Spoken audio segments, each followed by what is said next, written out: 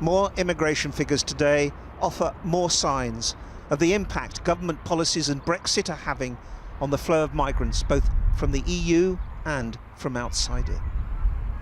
In 2010, David Cameron vowed to bring net migration down to tens of thousands within 5 years.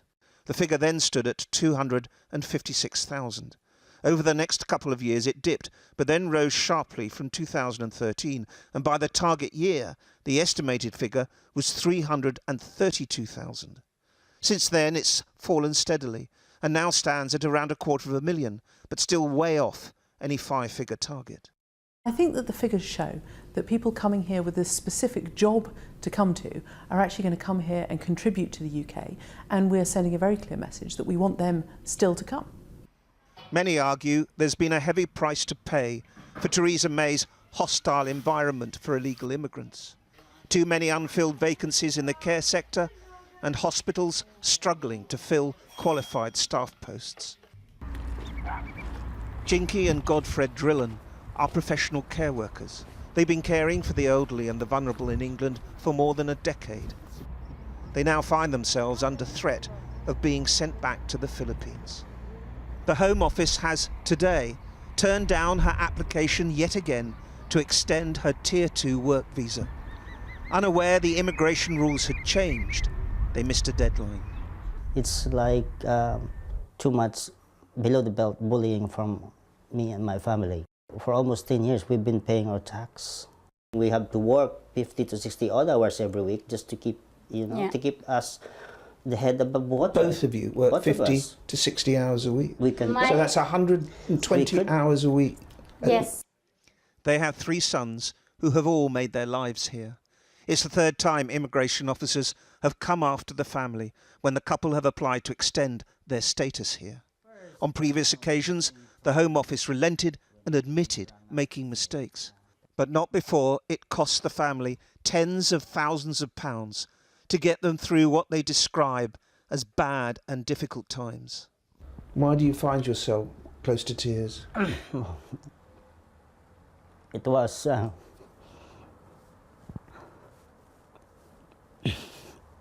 we didn't have a job. The kids we couldn't register in the GP Because we didn't have passport. All of our passport has been retained by the Home Office, so we couldn't get a job. We couldn't get a job. We couldn't get a bank account. We have a bank account, but it's been stopped. We have loads. We are all in debt, both of us. There have been other sacrifices too. The couple had twins a year ago, but they have sent them back to be looked after by family in the Philippines because they couldn't afford the cost of childcare here. I cannot afford paying child care here, Simon. I mean, we don't have benefits from the government. I can't. We are not allowed to take benefits in the government, so I can't look after them, and I'm working full time. Plus we were... How hard was that? It is very hard, of course. Homesickness is one. It's you feel that you're missing them, but they are too far. The family are now living here on borrowed time. The boys can't enroll at college with their future so insecure. They are to ask for another Home Office review. They're in a really quite a bizarre situation, which is not only bizarre and unfair, but also unlawful. If we look at the situation at the moment, 18% of the UK population is aged over 65. There are huge shortages, both in care homes and in the NHS, to fill care worker positions. The UK population simply aren't filling those positions. Several hospitals and NHS trusts have openly admitted struggling to fill posts requiring qualified staff. 14% of doctors employed by the Cambridge University Hospital Trust, for example, come from outside the EU. In the last few weeks, the Home Office refused visas to 2 doctors offered jobs in intensive care by Addenbrooke's Hospital. There are hundreds of thousands of vacancies in the NHS. We really desperately need these doctors in order to safely staff our rotas. We have excellent overseas doctors who want the jobs. We've interviewed them, we've appointed them, they have all the exams. We want them to come here. They want to come here.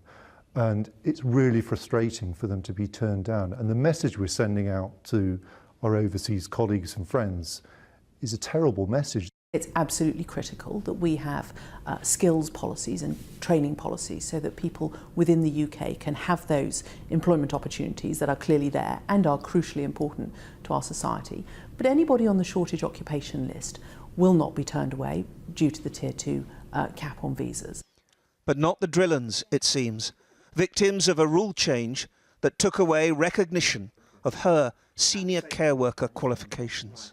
We have contributed to the community. We have worked hard as well. You know, we've done nothing wrong.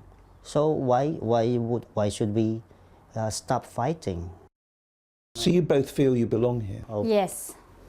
Yeah. Despite the fact that the immigration has been pushing us out or keep declining our application, but we still do. I love working here. I love looking after. I love my job. Yes, we love our job. Looking Yeah. after the residents in a care home or in community. They have not lost hope. They will ask for another Home Office review, and if that fails, they will once more take their case to a judge to determine their fate. The Home Office would not comment.